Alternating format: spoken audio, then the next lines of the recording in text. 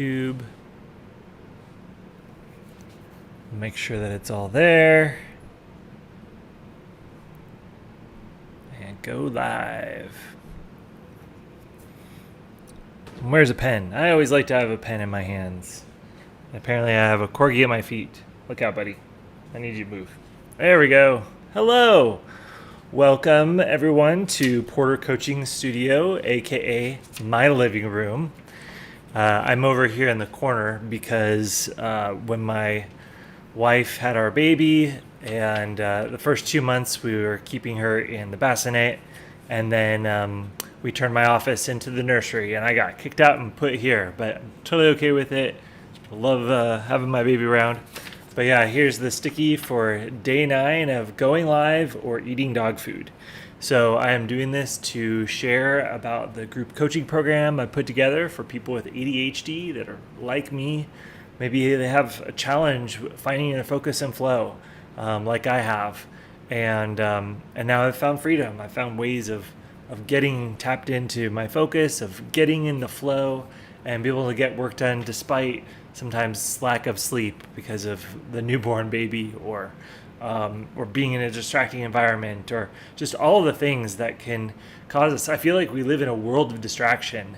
And so, especially for someone with ADHD, that is so hard to be in that type of environment and to just be in this world where it's so full of distractions. And so, I'm putting together a group coaching course, and my buddy challenged me to go live for 30 days, or if I miss a day, that I have to eat this dog food, and I do not want to eat the dog food. So here I am going live and sharing for free what I've learned being an ADHD coach for the last 2 years. And since really 2014, I was working with people and helping them kind of clarify their vision, their life vision, and changing careers and really doing coaching stuff. I just didn't know it was called coaching back then. And now I do. I'm going to get rid of this sticky note. I've got a thing over here on the wall. I'll show you sometime, just where I've got all the stickies, and I put them up there so that way it makes the intangible tangible, to like put it up there and say like, yeah, I did it. I got it. So, welcome to day 9 of streaming. And as a reward, I've got the negative of if I miss a day, I have to eat the can of dog food. Today, I was like, I want a positive reward. So I made myself some keto peanut butter cookies. And why I do keto is because it helps me to focus. I find for myself, when I'm on a high carb diet, that my attention and focus just goes wildly up and down. My body is very sensitive to carbs. And I have the sense that a lot of people with ADHD are similar to me. I need to do more research into that. But I've talked to quite a few people that have ADHD that clean up their diets, and also just watched videos and listened to. And having a lower carb diet has often helped quite a few people. So it's not part of my coaching program, but it's something that I need to look into because it has really helped me. So today, what I wanted to talk about is the 4th habit, which I call organize the chaos. So let me tell you a story about where this came about. Back in college, I can remember sitting in class and assignments would come at me, or I would get the syllabus and I would try to like organize and write down like, where can I put this information so that way I don't forget about it.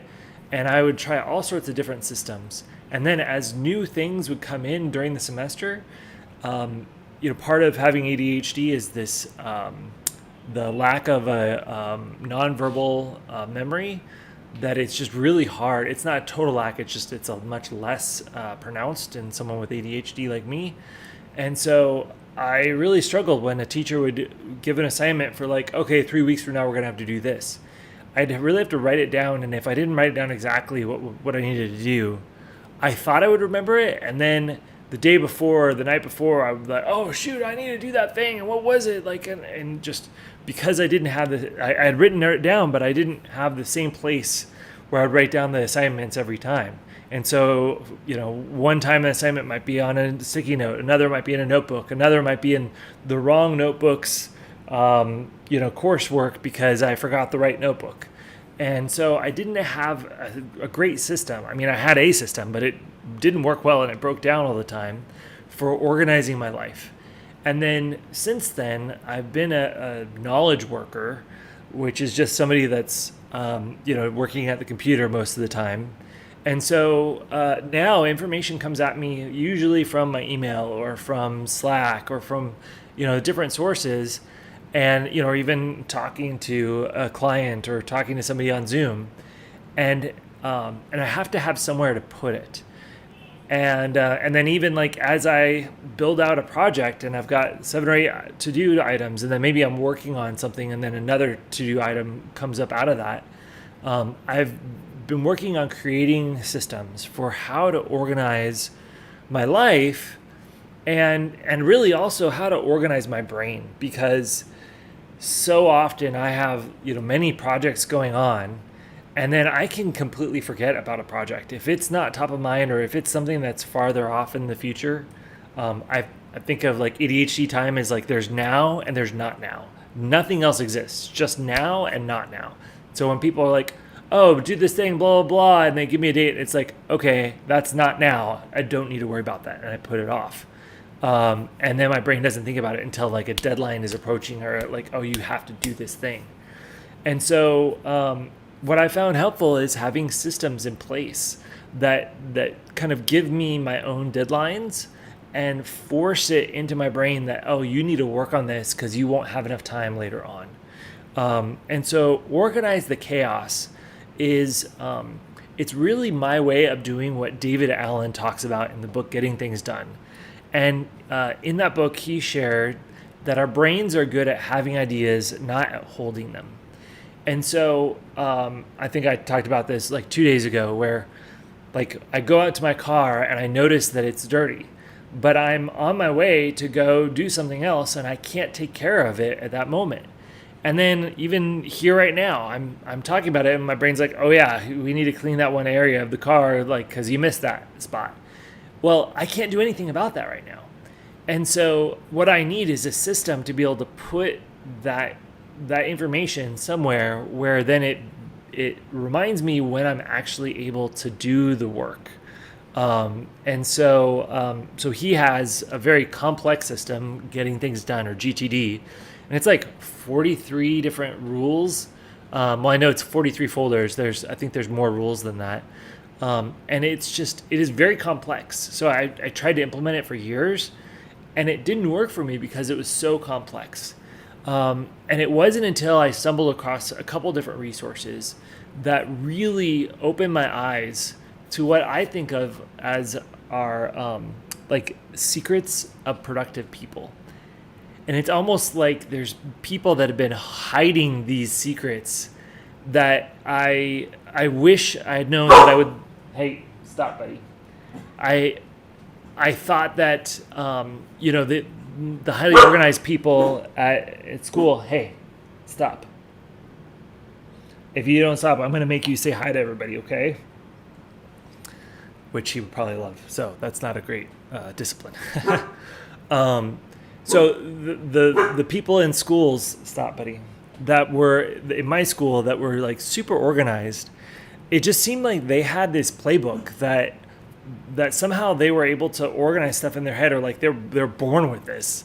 And then I read several books about, some ways of organizing that really opened my eyes to like, oh, like there really is this methodology that maybe they discovered it on their own or they came up with it on their own, but through a lot of effort and research, I've now found systems and organizational methods that work well for me, that are very simple, and have extracted just the principles behind it, where you can apply this to really a lot of different pieces of software. Like I use Notion, or I've used Todoist for this. I've used Jira or Trello. I mean, you could use a lot of them. But for me, I'm a global thinker where I really need to have like why do this? I don't want just like a rule, oh, just do this and do that. Just do this and do that. Like, I need to understand the why behind something in order to really be motivated to accomplish it. And so now I've sussed out what that system is, and Organize the Chaos is that system of how to kind of have a place to put something. When you get information like, oh, you need to do these things, how can you organize it in a way where you're actually able to take actionable steps and actually accomplish that? And so I've been a successful freelancer since 2018, sometimes managing several jobs, managing freelance projects. I definitely do still drop the ball on occasion, but I would say I'm successful, and I've made over $15,000 on Upwork, and I've had consistent clients, and that's Upwork is a very small portion of what I've made, and so it's a really exciting thing to be able to share something that has frustrated me for so long that I finally found a solution, and be able to share it with others that have ADHD. I know there's a lot of ADHD out there that have fallen in love with Notion because it's this flexible system that can really operate the way that our brain operates, but it's like a digital brain, and it's a place where we can dump information, but also where we can see visually. Mine, I have all the projects that I have going on, so I can scan that over frequently and just see like what are all the things on my plate, because I have a hard time with my working memory keeping track of all the projects. So Notion has helped me, but this methodology could really be applied to a lot of different software.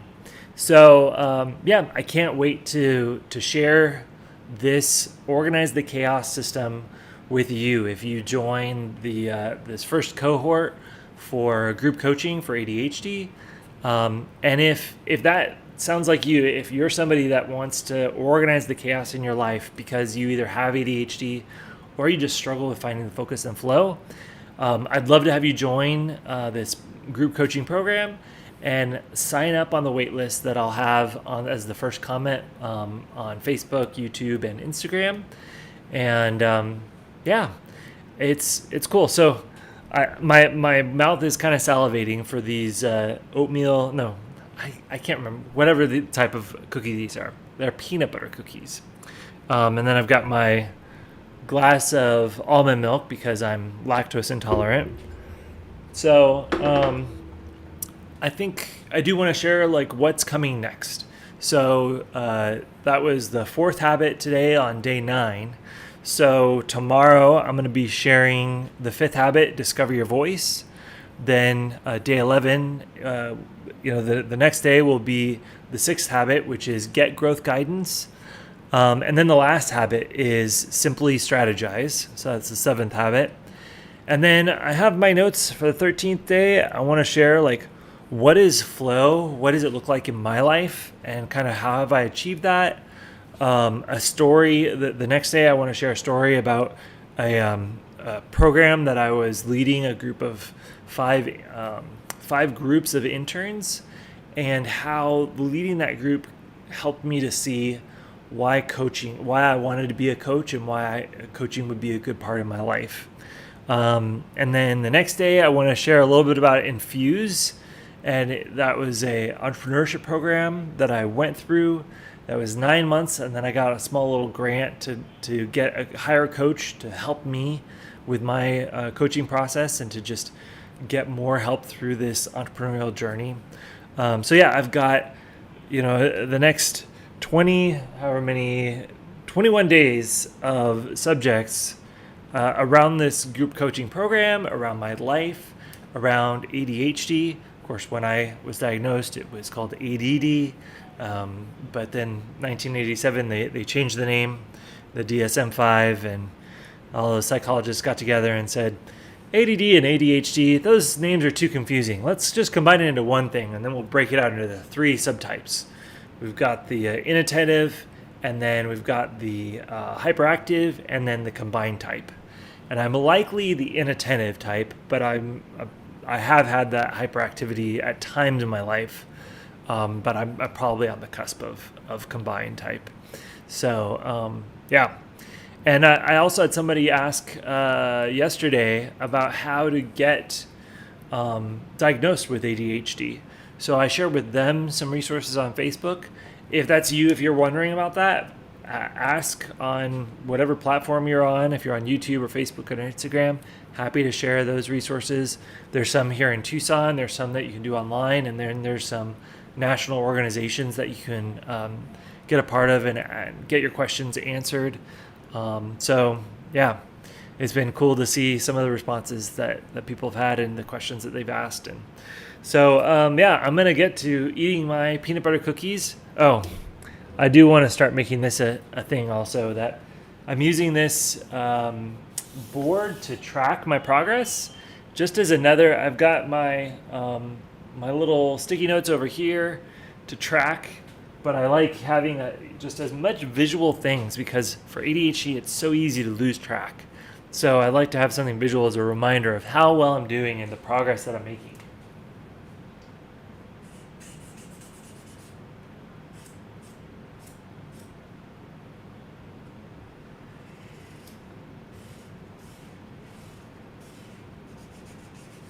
Booyah. Bam. Another day in the books. We're getting there, people. We're getting there. And my dog, Einstein, will love to eat this as long as I go 30 days. I don't have to eat it, and he gets to eat it. And I'm going to try and show him to you if he complies. You ready, buddy? You want to come up here? Okay, here's Einstein. He will be the proud recipient of that dog food if I don't eat it. Okay, thanks, buddy. Good job. Yeah, good job. All right, thanks for joining.